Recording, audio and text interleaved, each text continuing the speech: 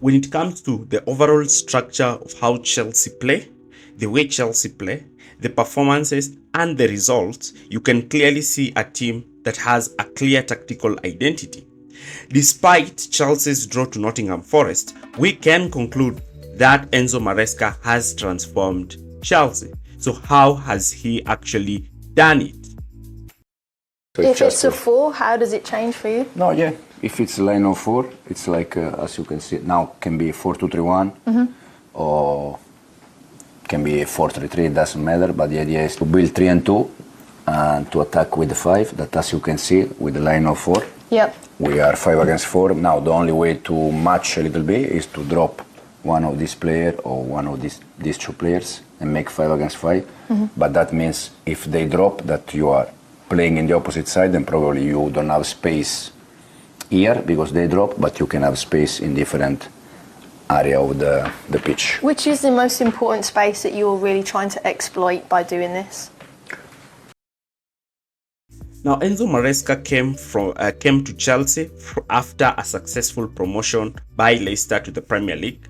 He's a manager who was deemed to actually be rigid to his overall tactical system, possession-based football, playing out from the back, quick interchange of plays and positions of players while maintaining the rigid structure and positioning of players. But this seems to have worked at Chelsea. Looking at the Premier League table, you can clearly see the huge improvement by Chelsea. You can see Chelsea, a club that last season was 11th, is currently 4th. And Chelsea are actually 7 points better off than they were last season. So what has Enzo Maresca done? Chelsea are scoring more goals, but the defensive issues with Chelsea are also propping up. Enzo Maresca has preferred the 4-2-3-1 lineup, with this lineup being his first 11. Sanchez in goal, centre-back partnership of Colwill and Fofana, Gusto and Cucurella at the full-back positions, Fernandes and Caicedo in midfield, Palmer at the number 10, Madueke and Sancho in the wide areas, and Nicholas Jackson leading the line.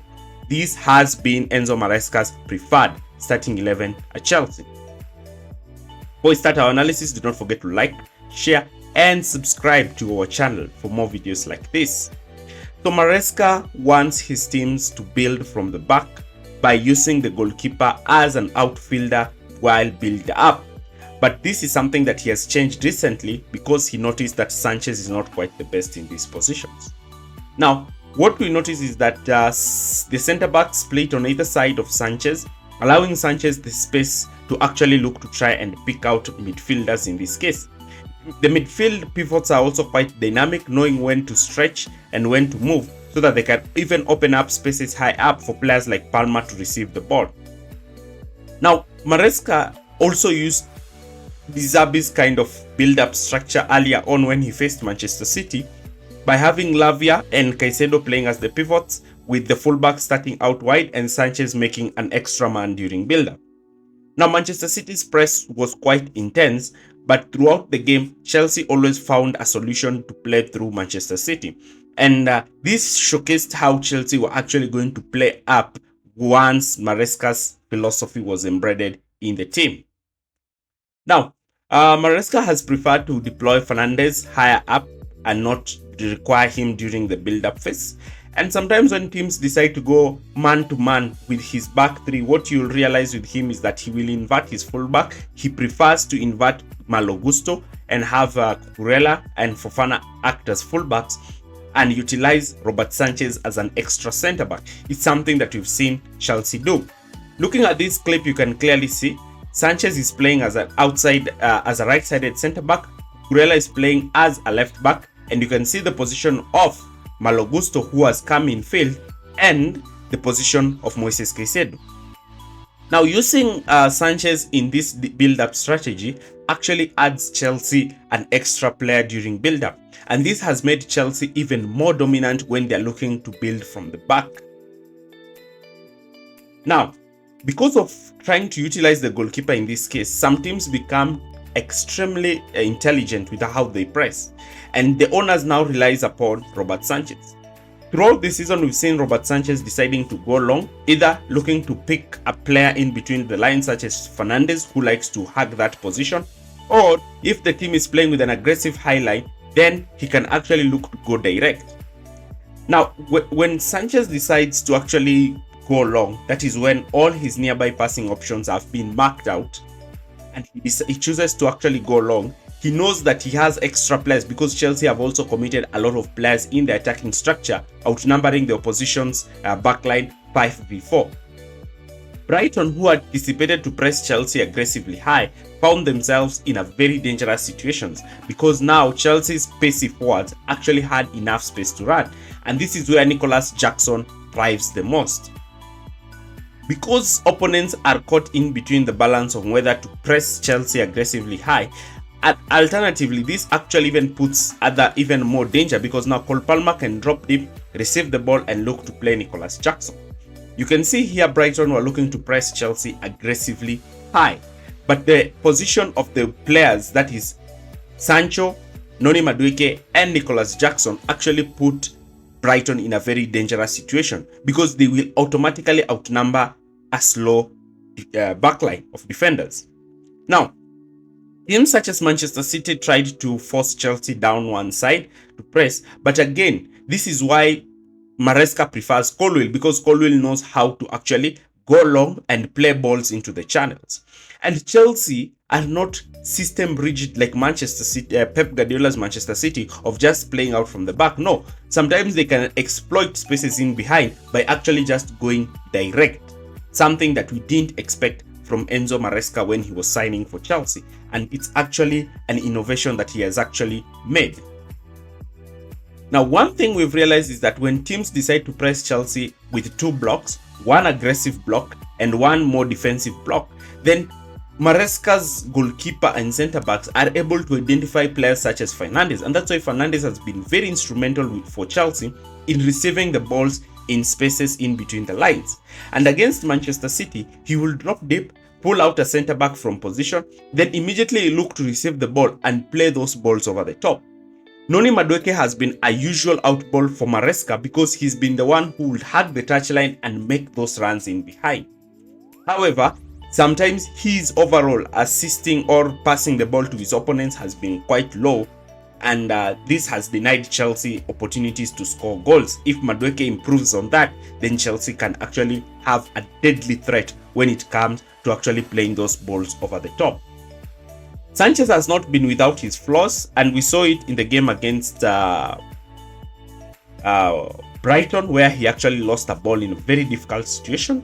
Like you see here, Chelsea are already 3-1 up, and Sanchez receiving this ball here, all his options have been closed down. So the natural option is just to go long.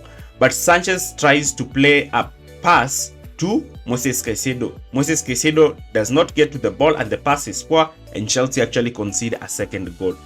And this is actually putting Maresca in a situation where he now wants Sanchez to be less on the ball, and we are seeing Chelsea taking a more direct approach during build-up. Now, in the game against Manchester City, we saw Chelsea overload the midfield with as many as 5 players. And this midfield overload is what allowed Chelsea to actually play through Manchester City. And because Fernandes was dropping deep, Lavia was there, and Caicedo, Chelsea were able to clearly outnumber the opponents in these kind of situations. Now, that is when Chelsea are facing an aggressive high block. What about when Chelsea are actually facing a mid block? Because Chelsea have faced teams that have sat in a mid block, teams such as Bournemouth, Nottingham Forest have actually sat in a mid block when they faced Chelsea. Now, in this scenario, what we saw with Chelsea during build-up is that once teams decide to sit in a mid block, Sanchez is not afraid to step out to actually give them numerical advantage. Looking at Manchester City here, who decided to press Chelsea in a mid block, you can see the position of Robert Sanchez. He's actually stepped out and he's actually creating an option for Levi Colwill. And when Haaland goes to press Colwill, Sanchez is already occupying that position. Fofana has spread out wide to play as a right back, and now Haaland is now forced to actually look to try and play the ball to press 2 players, because now the winger cannot come out to press Robert Sanchez. Now Haaland is pressing two players, and once he's pressing these two players are able to play through him. And this is one reason why Chelsea's build-up has actually improved, because the goalkeeper is being involved much more during the build-up phase. Now, Chelsea's kind of mini diamond situation during build-up by using only Caicedo during build-up is actually quite instrumental. When teams decide to sit in a mid-block, then Sanchez, once he receives the ball with a lot of time and space, he can actually launch the ball towards that position. And we saw this in Chelsea's second goal against Wolves. Alternatively, these players in between the lines, such as Fernandes, can drop deep and receive the ball directly from the goalkeeper and look to play the balls forward. And this is because Chelsea naturally have a numerical advantage in midfield, because they have three midfielders when facing a 4-4-2 kind of defensive structure. Now, this is how Chelsea actually plays through teams when they decide to press them in a mid-high block structure. Now, when teams have settled in their own defensive half, the way Maresca uses his half-space players is different. He doesn't want them to play closer to Jackson, but rather he wants them to play closer to the wingers. This is different from the way Manchester City utilize them, because now when they play towards the wingers, they are able to create those 2v1s. That's why you see players such as Fernandes playing close to Sancho, while Palma playing close to Noni Madueke. And Chelsea's 3-2 structure during build-up actually gives them numerical advantage against the front two. You can see here the position of Levi Colwill, the position of Marc Cucurella, and the position of Fofana. They are creating numerical overloads against Nottingham Forest. Here again, you can see West Ham, because West Ham decided to sit in a 4-1-4-1 structure. Chelsea just had to build with two centre-backs, with one centre-back starting out wide. Now, this is very advantageous to Chelsea in that kind of regard. Now, this 3-2 structure is very instrumental, because now Chelsea are able to play the ball towards the double pivots, and once they play the ball towards the double pivots are able to attract midfielders onto them and allow players such as Fernandes and Cole Palmer to receive the ball in between the lines and look to actually link up with their wingers. Threat this season has really been coming from the wide areas, and especially down the left, where Chelsea look to try and build up from. Now, the position of Chelsea's build-up structure, by having their goalkeeper even start as a centre-back kind of situation, allows Chelsea to have 11 outfield players, which is a +1 when facing 10 outfield players. And Chelsea this season have emphasized the use of the left-hand side to try and drag the opponent towards the left and use quick or slow switches of play to actually shift the ball towards the right. And that's why players like Palmer are receiving the ball in space, and Noni Madueke is actually the most dangerous player for Chelsea during attack, because he's the player who hugs the touchline and is actually receiving the ball majority of the time in space. And this has actually shown the increase in the number of shots and the number of chance creations that are actually coming from the right side. Remember, last season Mauricio Pochettino heavily relied upon the right. Now, teams have decided to employ the 4-4 structure to try and limit Chelsea's overall build-up. And this is by having 4 players playing quite narrow to limit Chelsea's central progression, 2 pivots to try and pick up Fernandes and Cole Palmer in this midfield region. But that has not worked, because Chelsea have known ways on playing through this 4-4 structure.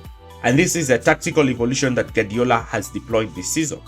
Now, one way Chelsea look to try and beat this is that because the wide players are playing in this structure, Levi Colwill has been preferred in that central centre-back, because he's a player who knows how to hold on to the ball, draw in pressure, and then look to play a quick pass to a holding player who can look to play the ball onto the wide centre-back, who can try to spring the ball quick enough to the wide winger who's holding and hugging the touchline. And because players like Palmer and Fernandes are actually playing close to the winger, they automatically generate 2v1s against opposition's fullbacks. Also, Chelsea have wingers who are very good at dribbling, and that's why Jadon Sancho has been very important for Chelsea, because he knows how to dribble enter the box and look to either pass the ball or try to attempt a shot on goal. Though I'm very disappointed with Sancho's confidence in front of goal. Sometimes I just believe that he should be selfish enough to just receive the ball and attempt shots on goal. Now, one tactical adaptation that Enzo Maresca has employed in this kind of structure during build-up because of his pivots is that he has reverted into what we call a kite midfield. Now, in this kite midfield, he outnumbers the opposition double pivot by having 3 players, and he spreads that wide play by having Enzo and Palmer receiving the balls in wide areas, similar to how we saw De Bruyne and Rico Lewis receiving the ball at Chelsea against Chelsea. Now, because of having to spread the